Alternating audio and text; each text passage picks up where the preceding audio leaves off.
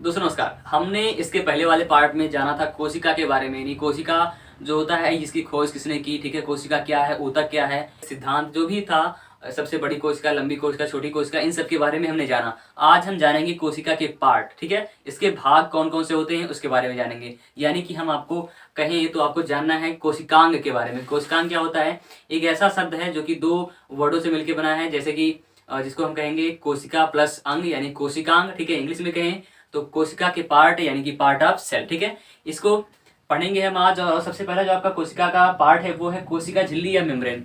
इसको हम एक नाम से और जानते हैं, इसको प्लाज्मा झिल्ली भी कहते हैं, ठीक है। इंग्लिश में कहेंगे मेम्ब्रेन, ठीक है। और हिंदी में दो नाम इसके हैं, पहला जो है वो है प्लाज्मा झिल्ली और दूसरा क्या है, कोशिका झिल्ली, ठीक है। तो ये आपका हो गया। और इसका जो इसके बारे में हम विस्तार से पढ़ें तो सबसे पहले आपको बता दें कि ये पेड़ पौधे और जंतु दोनों में पाया जाता है, ठीक है। ये मनुष्यों में पाया जाता है और पेड़ पौधों में भी पाया जाता है, ठीक है। उसके बाद ये प्रोटीन से बना होता है। अगर आपको कोई क्वेश्चन करे कि जो प्लाज्मा झिल्ली होती है, ठीक है, या फिर जो आपका मेम्ब्रेन होता है वो किस चीज का बना होता है, तो आपको क्या बताना है कि ये प्रोटीन से बना होता है, ठीक है। और उसके बाद आपका आता है कि ये जो है करता क्या है, आखिर आपके शरीर के जो कोशिका है उसमें करता क्या है, इसका कार्य क्या है। तो ये करता क्या है भाई, ये आपके जो कोशिकाएं हैं इसके अंदर जो भी अंग है, ठीक है, उनको सुरक्षा प्रदान करता है, ठीक है। क्या करता है? सुरक्षा प्रदान करता है। कैसे? देखिए, जैसे कि मान लो ये हो गया आपका कोशिका झिल्ली, ठीक है। ये हो गया कोशिका झिल्ली। इसके अंदर आपके शरीर के जो भी कोशिका के जो भी पार्ट है वो इसी के अंदर रहते हैं। यहाँ पे मान लो हो गया गॉल्गी बॉडी, माइटोकॉन्ड्रिया, जो भी इसमें है सब ऐसे रहते हैं और ये इसके बाहरी परत में रहता है, ठीक है। ये इनको सुरक्षा प्रदान करता है। जैसे कि आपके शरीर के ऊपर सुरक्षा प्रदान करने के लिए चमड़ी है, ठीक है। आपके शरीर के अंदर लीवर, फेफड़ा, जो कुछ भी है, आपके शरीर के ऊपर जो चमड़ी है वो आपके शरीर की रक्षा करती है, ठीक है। सेम इसी प्रकार से आपके शरीर कोशिका की रक्षा करता है कौन? मेम्ब्रेन, ठीक है। और इसका कार्य क्या है भाई? ये करता क्या है, जैसे कि आपके शरीर के ऊपर कपड़ा है, आपने अपने शरीर को बचाने के लिए, ठीक है, धूप और कह सकते हो जानवरों से बचाने के लिए, किसी सुरक्षा के लिए आपने क्या किया है, अपने शरीर के ऊपर कपड़े पहन रखे हैं। सेम उसी प्रकार ये कोशिकांगों का कपड़ा होता है, ठीक है। ये इसको सुरक्षित करता है। जिस तरीके से आप सामान लेने के लिए जाते हो किसी दुकान पे तो क्या करता है, झिल्ली यानी कि एक बोरी में आपको सामान करके रख के दे देता है, ठीक है। उसी प्रकार यहाँ भी है, जो भी सामान है कोशिका के इसी में भरे होते हैं, ठीक है। तो इसको हम कहते हैं कोशिका झिल्ली, ठीक है। ये हो गया। आपका आता है सेकंड पार्ट जिसे हम कहते हैं कोशिका भित्ति, ठीक है। इसे कहेंगे हम सेल वॉल। सेल वॉल यानी कि कोशिका भित्ति, ये क्या करता है भाई? देखिए, इसमें सबसे जानने लायक बात क्या है कि ये केवल और केवल पादप में पाया जाता है। पादप यानी कि केवल पेड़ पौधों में पाया जाता है, ठीक है।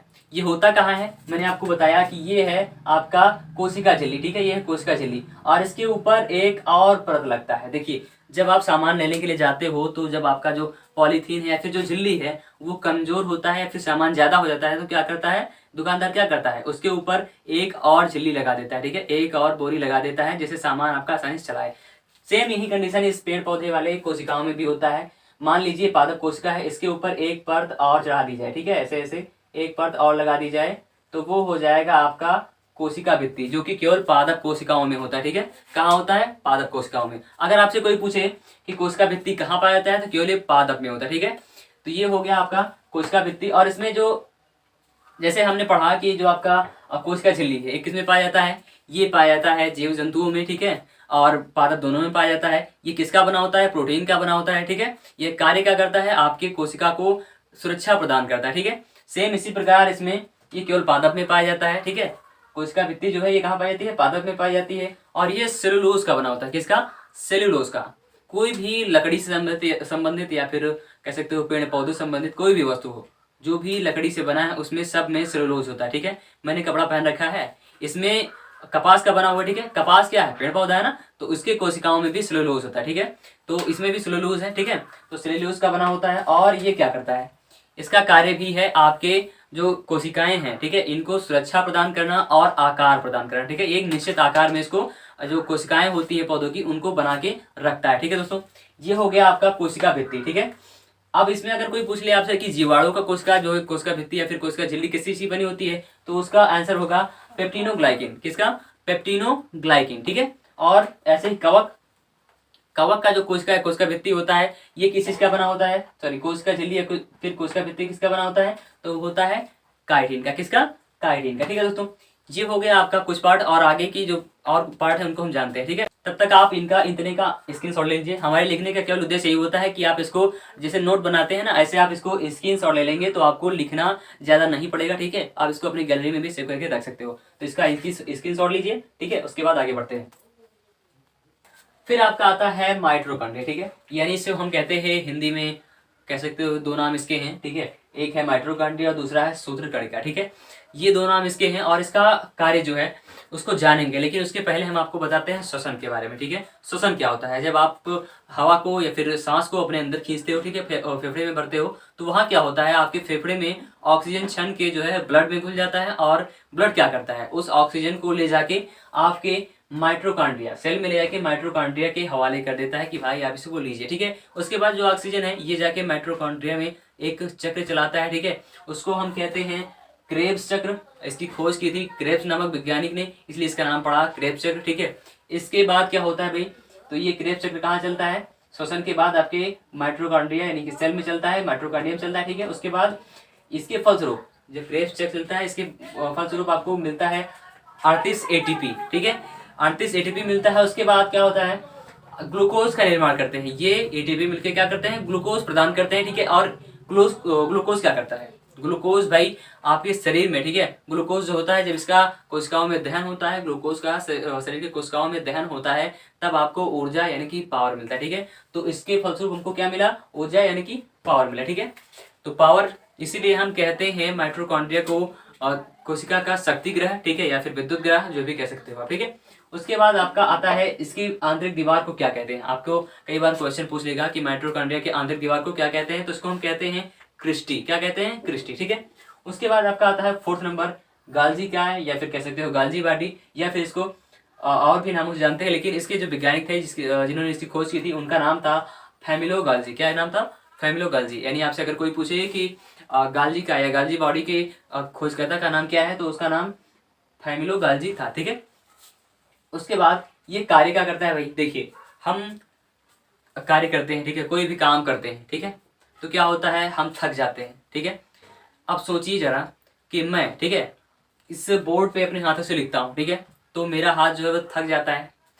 अब सोचिए एक पूरे शरीर में कोशिकाएं, ठीक है, तो सब जगह पे ऊर्जा बनता है, ठीक है। जहाँ जहाँ कोशिका है वहाँ पे माइटोकॉन्ड्रिया है तो वहाँ पे ग्लूकोज का दहन होता है और ऊर्जा प्राप्त होती है, ठीक है। तो पूरे शरीर में ऊर्जा बनता है, ठीक है। अब जैसे हमारे पैर जो है वो शरीर बाकी शरीर के अपेक्षा काफी लंबे हैं, ठीक है, तो वहाँ पे कोशिकाएं ज्यादा है और वहाँ पे ऊर्जा ज्यादा बनती है।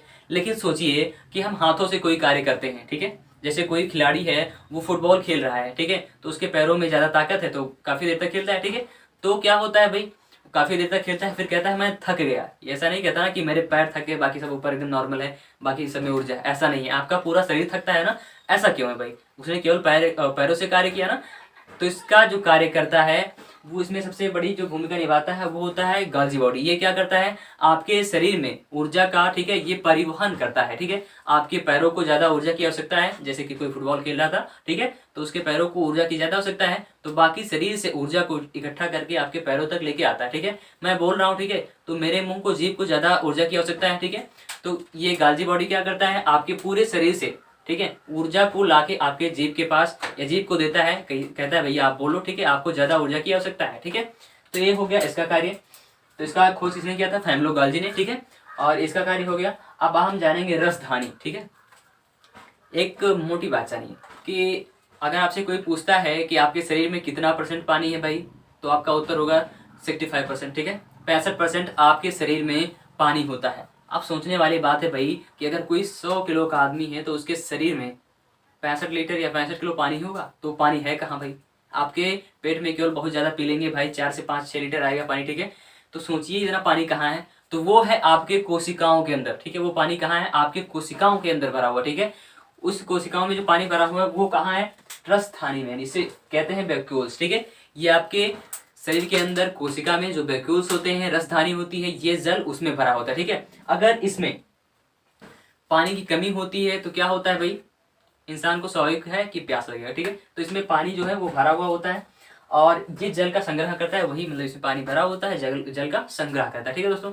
ये हो गए आपके 5 पार्ट हमने पढ़ लिया, ठीक है, ठीक है। इन 5 के बारे में हमने पढ़ा और अभी कोशिका के 6 पार्ट अभी और बाकी है, ठीक है।